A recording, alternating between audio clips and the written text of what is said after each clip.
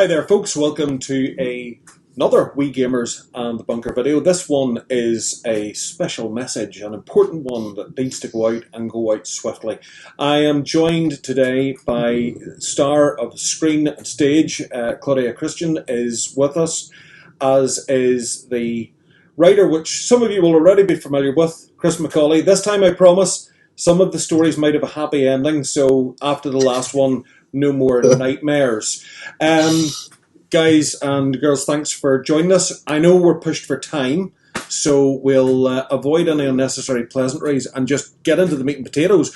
Yous are running a brand new Kickstarter in conjunction with Scratch Comics, issue 2 of Claudia Christian's Dark Legacies. So we will go to the lady herself. Claudia, what was the idea that started the series for you? You know, when Chris and I started talking about sci-fi in general, the themes seem to be so dark, and there's already so many complicated dark themes in the world, quite frankly, especially here in the US with political outbreaks of different factions, warring factions, and climate and a myriad of other things, that we kind of agreed that we needed a story with hope and redemption. And that's really what led us to Dark Legacies. Despite the name Dark Legacies, dark universes, there is a constant theme of hope. And I think that's the thing that was the most attractive to me was creating characters that were fallible, but there was hope not only for the characters but for this particular universe. Cool. Yep, totally agree. I mean, science fiction used to be an upbeat view of the future, and these days it seems to be a big stick to try and beat us down with. So, no, sounds like the right direction. So, you played the lead character, Major Jessica Steele. What secrets can you let us into about Jessica Steele? Well, I can't tell you the biggest secret, which will be unraveled in issue 3, once we get the Kickstarter for issue 2 sorted, which we're working on right now. In issue 1, it's certainly hinted at that she has a very dark past. There was a highly traumatic incident in her childhood that occurred with her sister. In issue 2, we'll explore that a little bit more. She is extremely disciplined and tough, but also very wounded. I mean, she's actively in therapy. She absolutely knows that she has childhood trauma she has to deal with. I think she's more vulnerable in ways, and the exterior toughness is not as palpable as it was with some of the other characters that I've played before in science fiction, particularly Susan Ivanova, who had, in Babylon 5, who had elements of severe disciplinitis, as I say, but which led you to feel that she was cold, but in essence she had this giant brick wall up. I think that Jessica is in some ways, to me, more interesting to play at this age because of the fact that she is in recovery from these things. So it's an active act of recovering from these things, where I think Ivanova was more in denial. And she saw little glimmers of her problems, but was not facing them head on.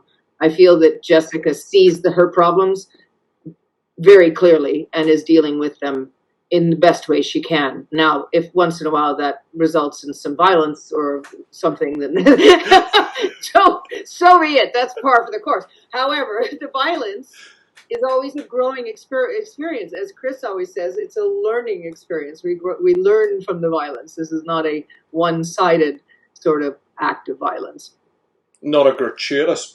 No, it's interesting when you talk about that, because a lot of the modern science fiction, not scared at all to deal with trauma and emotions, but it always seems to still have that rather negative dark cloud looming over it. So this will be an interesting journey to see that same exposure of real world issues that people have, but done with an outlook towards still striving for that brighter tomorrow. So it sounds like a message people need. Yeah, when you have vengeance on your mind, why can't it be vengeance with the act of reconciliation at the end, as opposed to vengeance with the act of death or murder? I mean, why does that have to be the completion? That's not the human experience. That's not a well-evolved person. an evolved person ends up in a situation where they can either understand or forgive. So there's two ways of healing in that regard. And Jessica is facing one of the biggest issues of her life with her sister. Do I understand what her actions did, or do I forgive her, or neither? Do I at least reconcile myself to this? So it's I think a healthier approach, if you want to say more hopeful, more light. Well, that's who we are, me and Chris. Oh yeah, hopeful, light. Chris McAuley. Light's his middle name.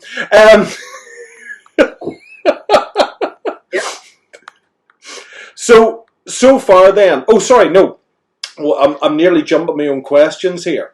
We've had that little bit of a treat on the Kickstarter page. If you folks haven't seen it already, there's links at the bottom of the screen. There's links at the end of this video. And, you know, there's Google. You can type Kickstarter.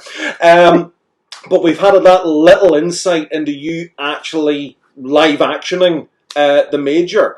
I mean, you know, asking an actor, how did you approach your role? But, okay, I mean, this you didn't really have a whole pile of material to work with. How did you step into her shoes? Because it seemed like a glove going on. Well, you have to, okay, I have to tell you the backstory first of all, Andy. So Chris wrote this lovely monologue that I took outside on my patio, and I set up my little iPhone, and I did this take. And I was weeping. I mean, I was like crying and everything. And I sent it to the guys and said, this is sort of you know, I thought I'd put it on tape. What do you think? Problem is I didn't have green screen behind me. So I went back and moved into my kitchen and set up a green screen behind me and did a second take. But mind you, I didn't memorize the material. I was referring to it. I didn't memorize the monologue. This was sort of an experiment thing. And Shane from Scratch Comics said, well, let's use this for the Kickstarter. So this was kind of thrown together. But when you say the glove fits, I felt completely at home with what Chris wrote. And I felt completely at home with the character of Jessica. She's right up my alley. It was easy peasy. I mean, it was like, yeah, putting on an old pair of boots. It was extremely, when you have good writing, okay, it's very easy for an actor to portray emotions or to be emotionally present because the writing is good. If you have crap dialogue, then it's very difficult to muster up any sort of feelings because you get into the position where you don't care. Yeah. I care deeply about these characters, all of them, even the ones that you think are kind of not so great or not so good. I care about them because Chris writes characters that you really care about. That I have to agree with. Well, you need bad guys to make the good guys look good. That's part of it. Otherwise there'd be no drama, no tension.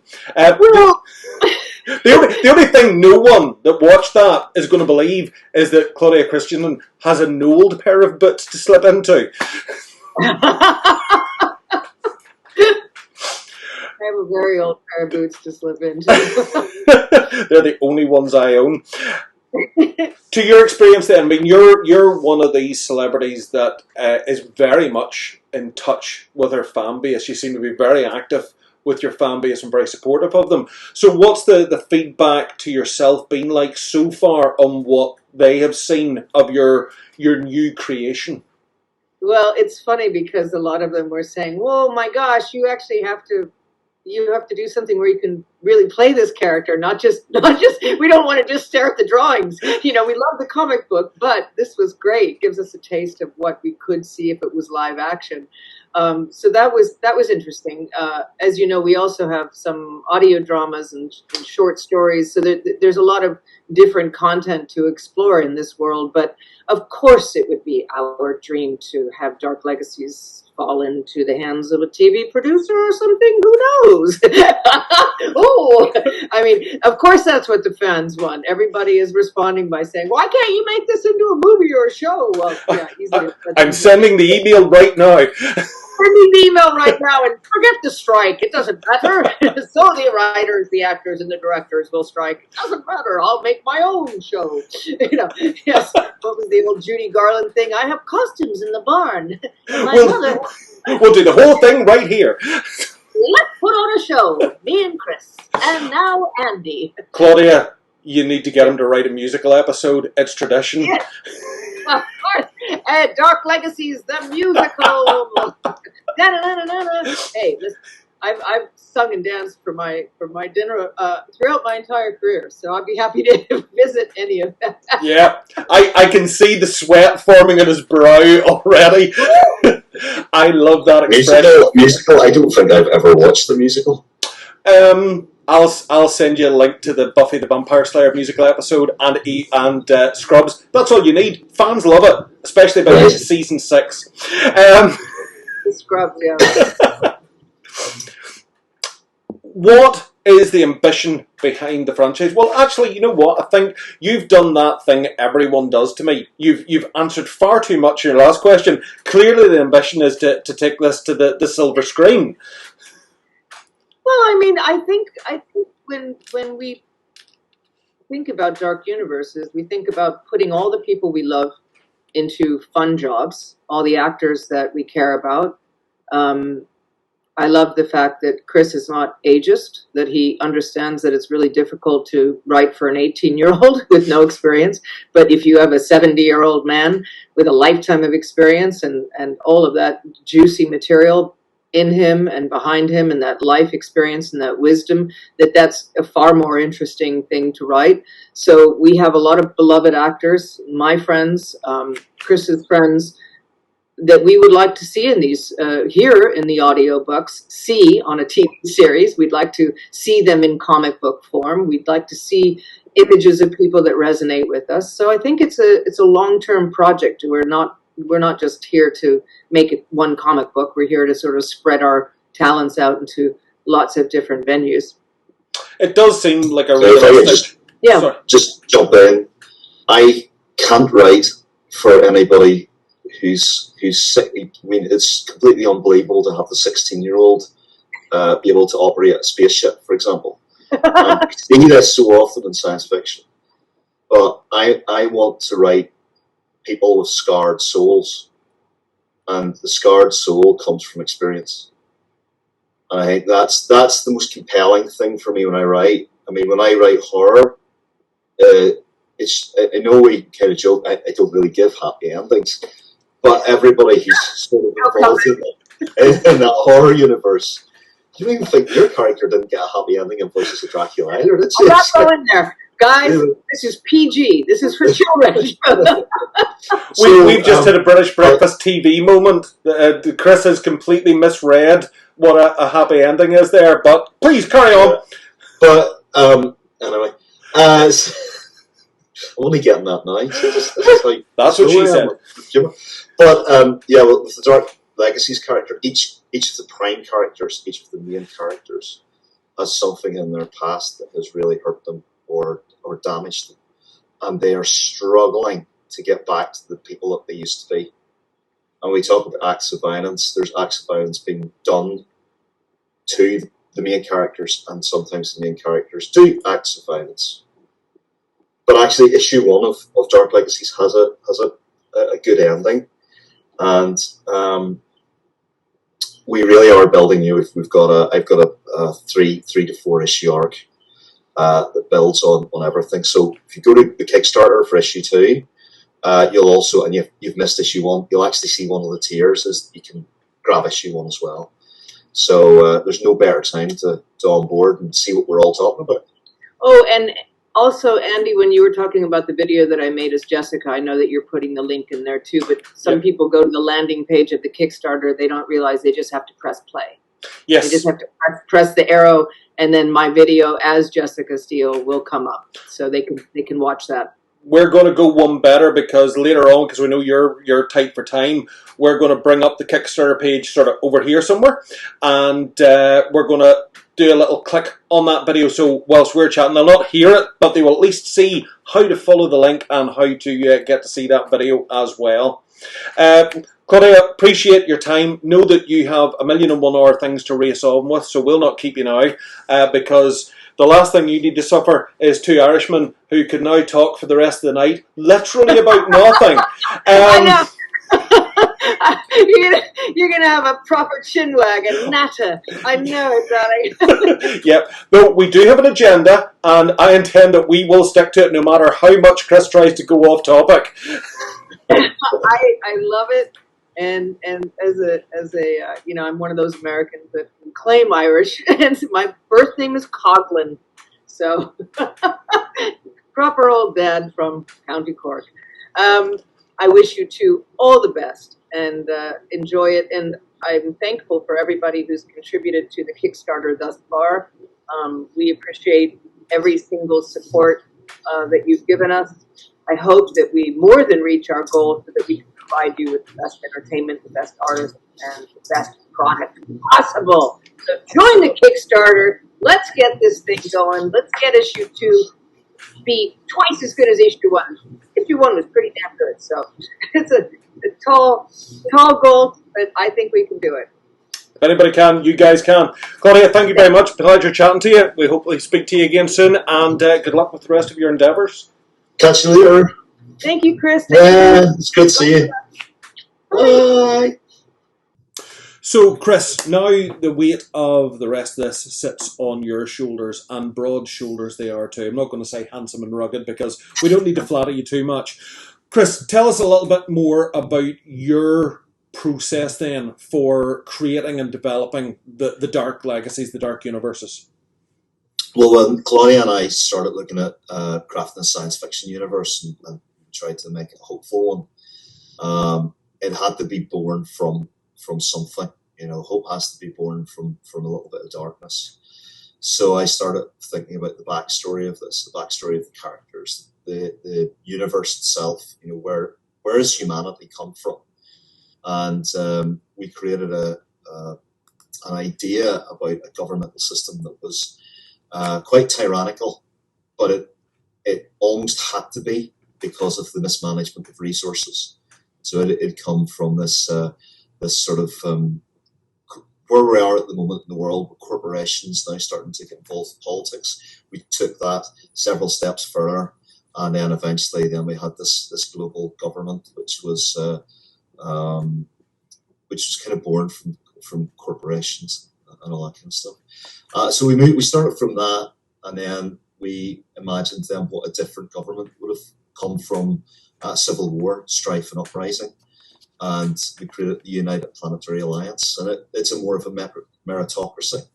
But as always, there are always the dark legacies and dark forces of the past trying to pull humanity back to sort of greedy corporate lifestyle again. So that was the sort of the initial point where we looked at the tension of the story, and then we started to craft the characters together. And the character, of Claudia's, the Major Jessica Steele, we have a great backstory about her and her sister, played by Pat Talman, fraternal sister, and there's some tension that we then visit again in issue 2, and we went from there. Really, that was the building blocks to start. So, what's Claudia like as a creative working partner? How do you find that relationship?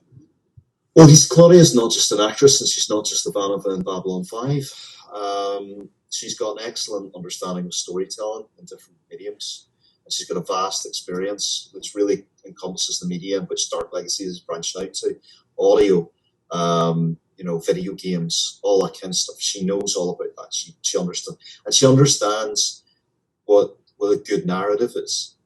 So she's there to keep me in check. If I'm writing something that's maybe isn't my best, she'll certainly tell me, and she'll give me lots of good points. Now, as an actress, she also is able to give me direction on how to craft a character that would be interesting to play out in an audio or in a live action moment as well.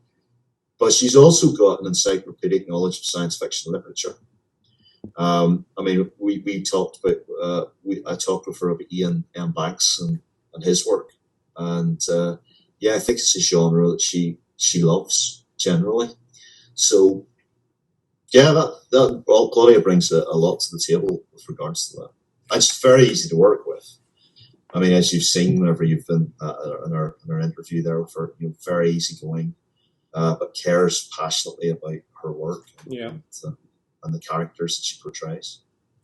Speaking about the characters, I know Claudia mentioned it very briefly, and I felt bad to try and press her. I have no remorse. I will shamelessly poke you with a big pointy stick and say, "Go on, tell us more about the other characters, be they supporting characters or other faces that we might go, oh, they look a bit familiar." Yeah, well, we've got Bruce Boxleitner as Marshal Jack Reeves, and he's in the Martian territories. So the Martian frontier is very similar to the Western frontier, the Old West frontier. And the reason we did that is because Bruce is a great fan of Westerns and has been in Westerns. He started with James Arness in an episode of Gunsmoke, and he was also in How the West Was Won with James Arness. And he's got an upcoming Western as well, because I think it's called Warrant Breaker. But he brings all of that with him. And when you look at Bruce, or Big Bruce, as he's known in the industry, but Big Bruce Boxleitner, he's a big, imposing figure. He's perfect to play a character of the Marshal. And as I've stated before, I mean, these guys it's not that I'm looking for these guys to be shown in their 30s or 40s. I'm showing them as they are now, Bruce, late 60s, early 70s. And he's got the weight of that. He's got the weight of that sort of experience that comes with him, which is great to play with. And now we've got Patricia Talman. Pat's character is Jessica's paternal sister, Rebecca Steele, and she's quite a nefarious character. So when you read through issue 1, you'll find out why. Indeed, if you actually go on, as we're going to show you in a minute or two, and click the video link to Kickstarter issue 2, you'll find out why she's a nefarious character. So she's been interesting to play with as well.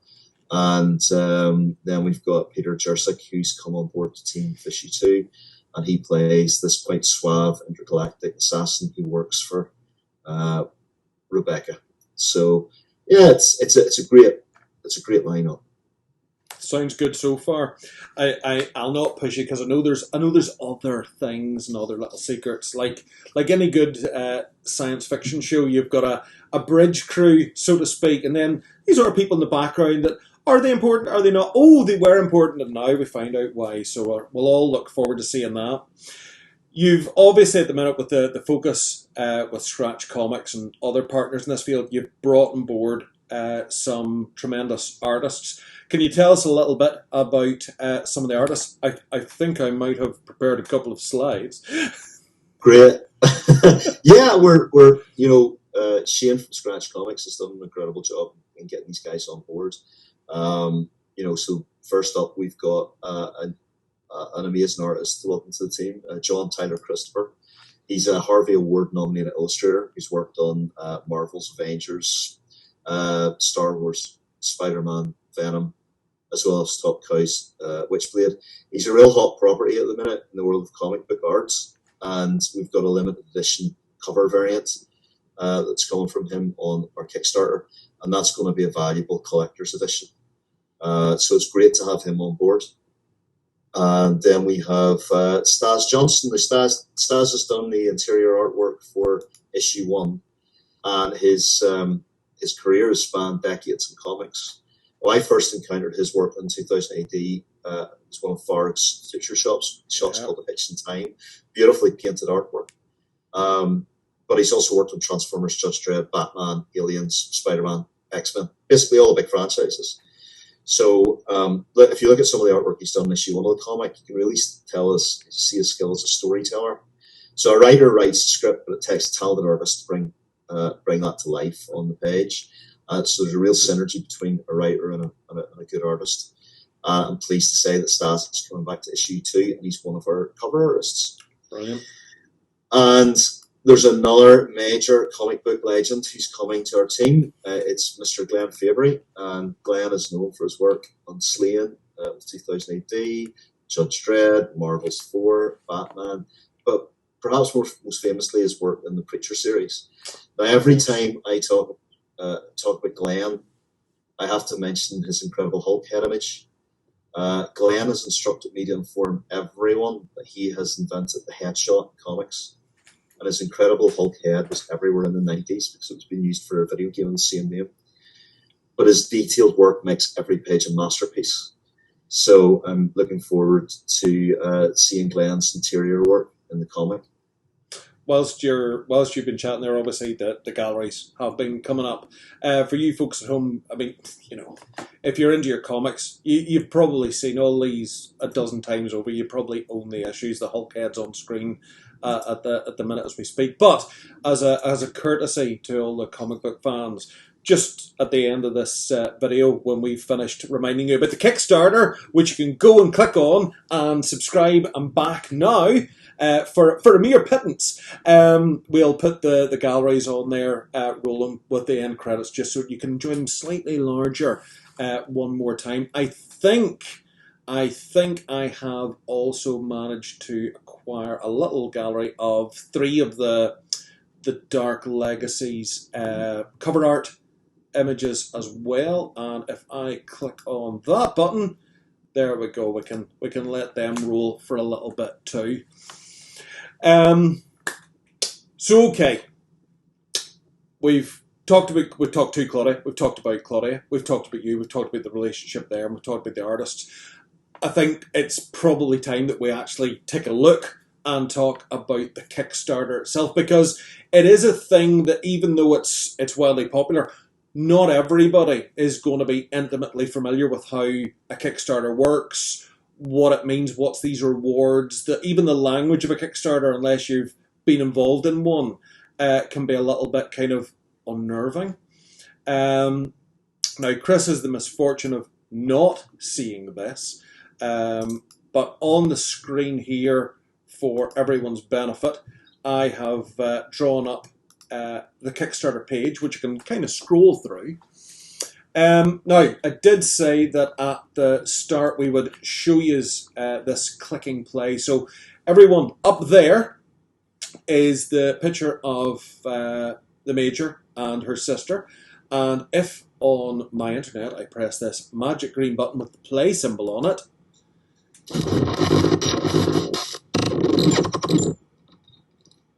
it's all gone downhill so quickly. When I was appointed head of the Historical Investigation Division, I never realized the hell that I would unleash. Now I could be nice and let this play for you now. My name is... But I'm not Major going to. Jessica I'm going to Steele. stop it. Otherwise, yous won't go and look at the Kickstarter. So now yous have an excuse to go, but there she is, being Major Steele on screen. But Chris, let's take a look at this. I mean, obviously we get a bit of spiel about the comic itself, the sort of the franchise and the artists involved. But I think the important thing here for folk is going to be the rewards and what they mean, the tiers. So yes. I'm just going to click on. This is where my own internet feng shui lets me down. So there's our campaign.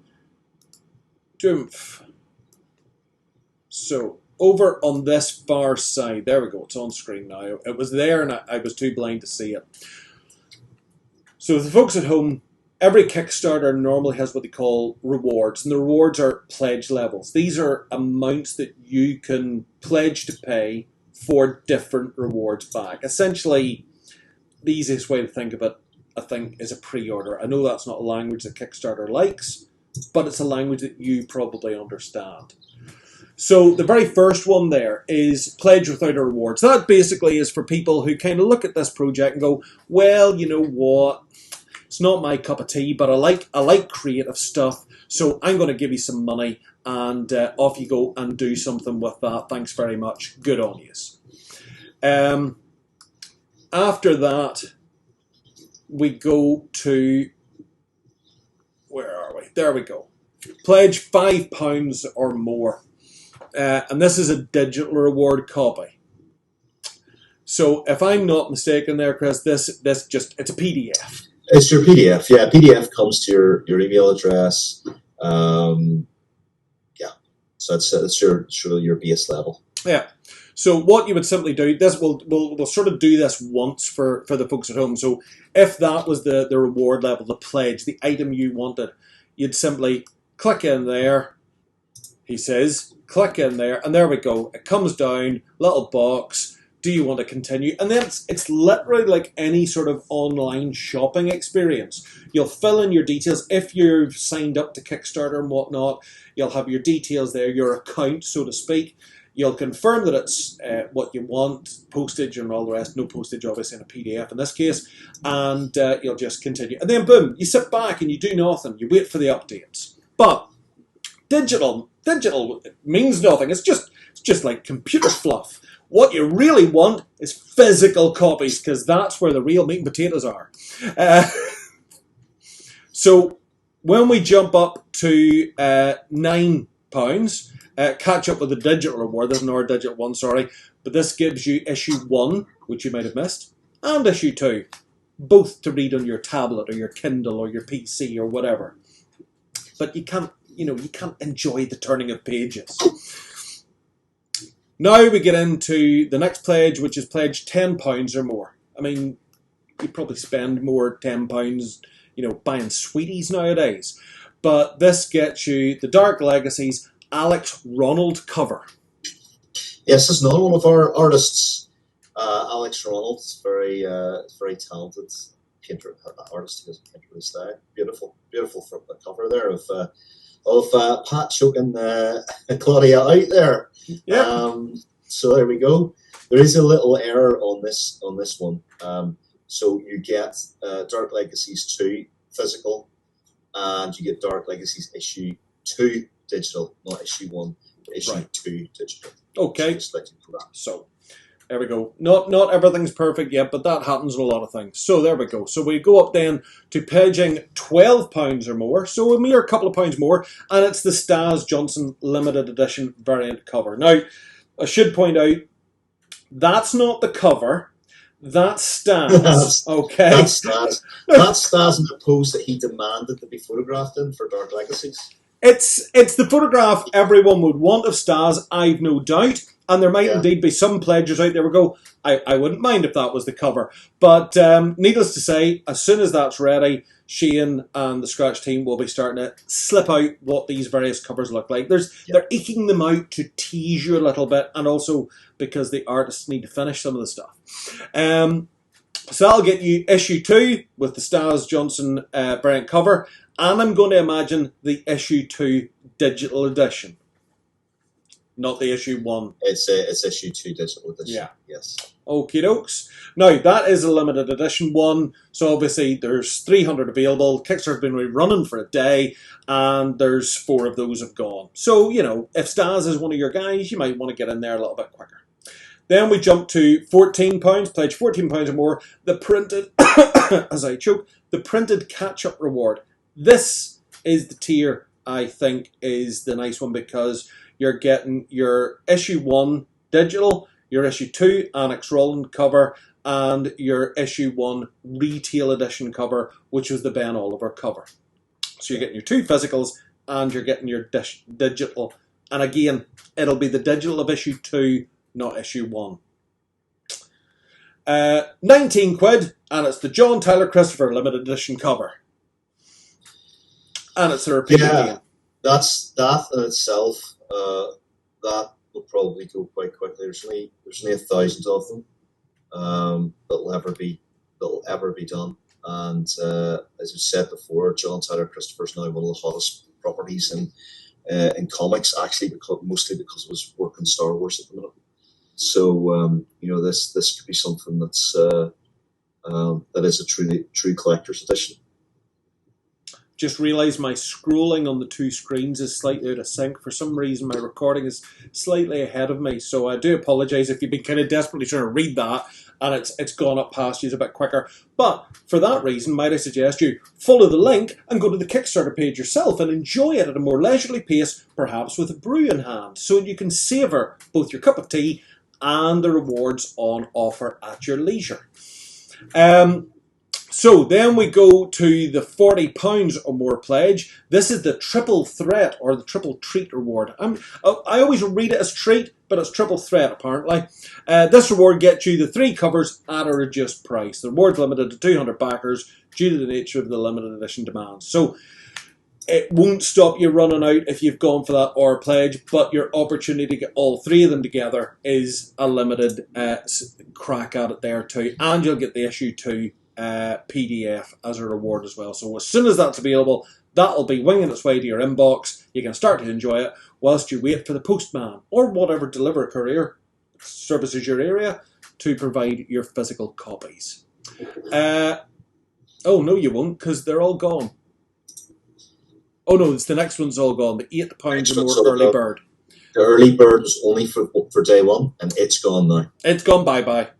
And then we should have £120 or more, the artist sketch cover. Yeah,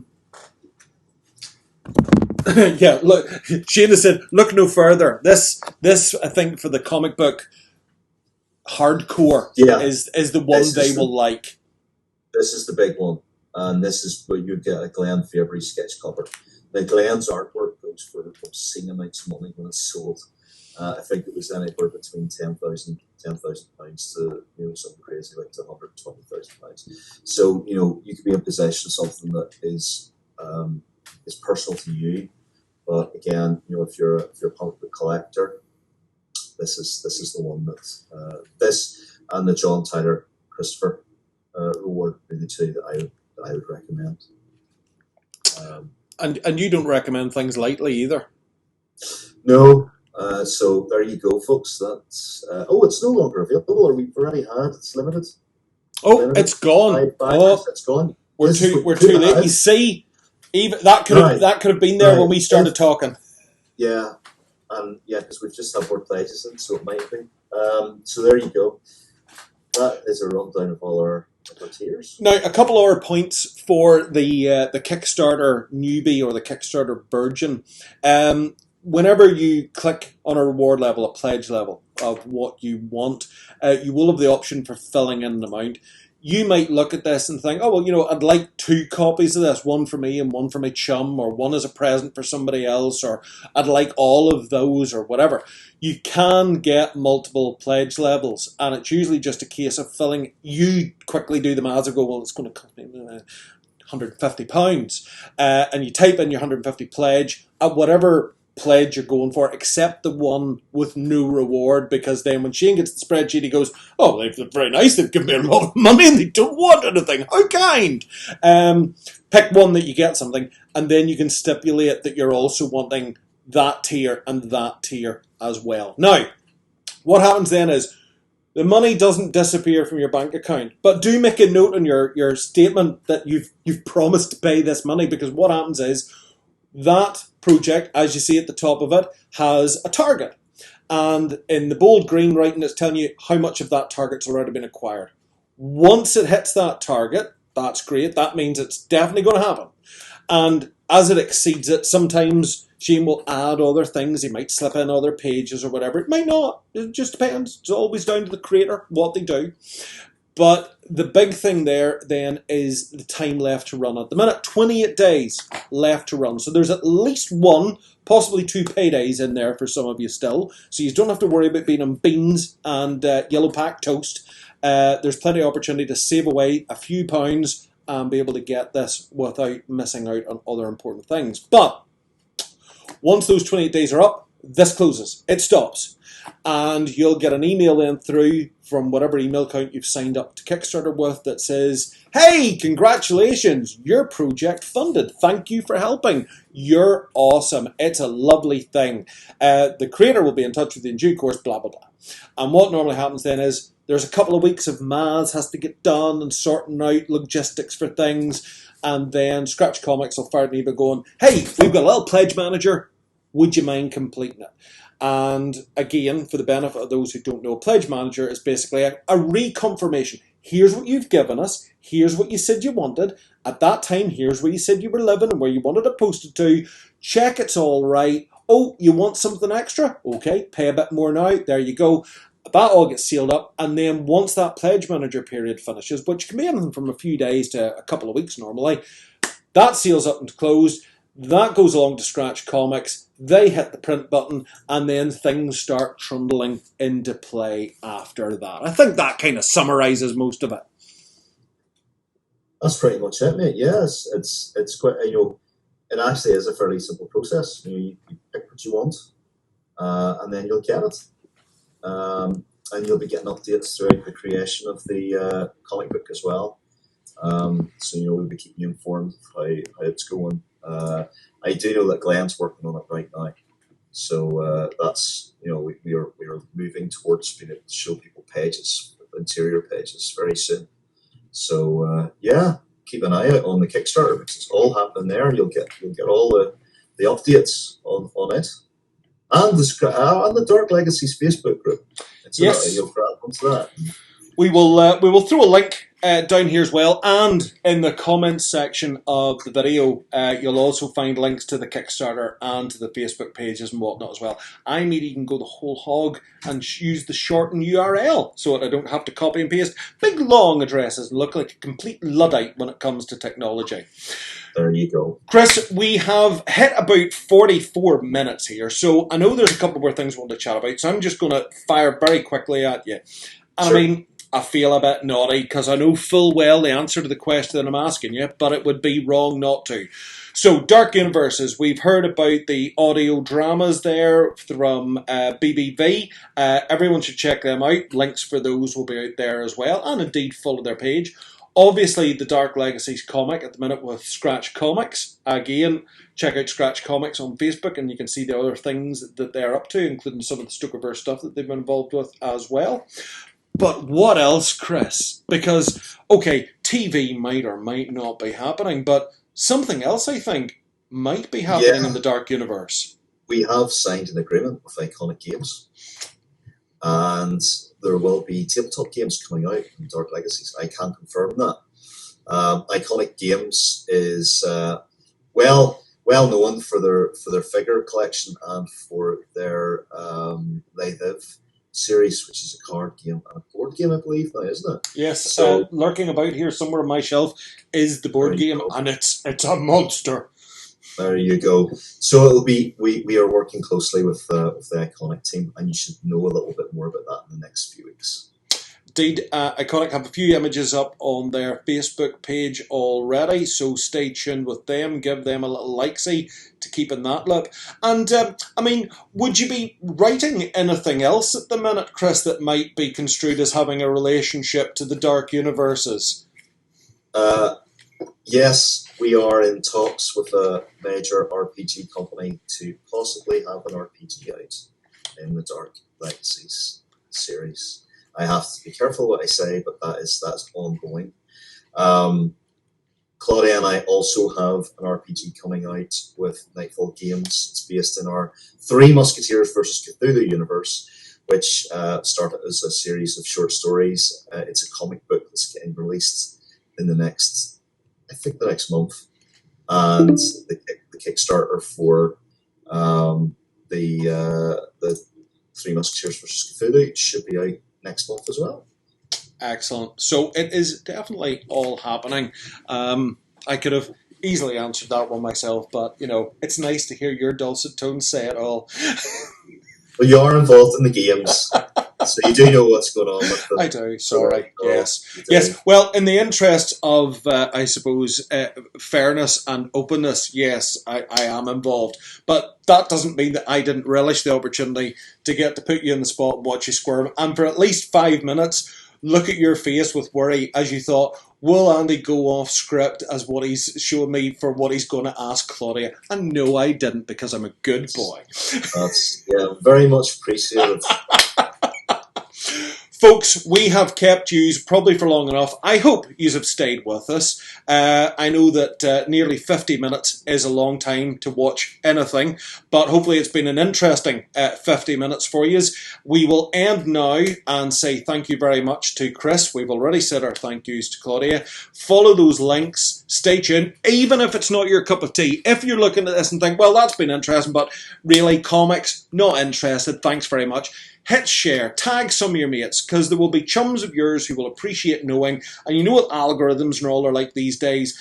The social media scrunches it all up and wants you to pay for advertising and all that. You can be the best advert for your mates and share a little link or tag them if you think, oh, Jimmy might enjoy this, Susan might like that, and that sort of thing. And now we will disappear off and we will leave you with a little rolling, scrolling view of the lovely artwork which we teased you with earlier on, which will give you at least an impression of what's in store for the next couple of issues of the Dark Legacies. As always, thanks for watching, and please remember to subscribe. It's like hugging me, but you don't have to touch me, because I don't like human contact. Bye-bye, everybody. Bye, folks. Bye.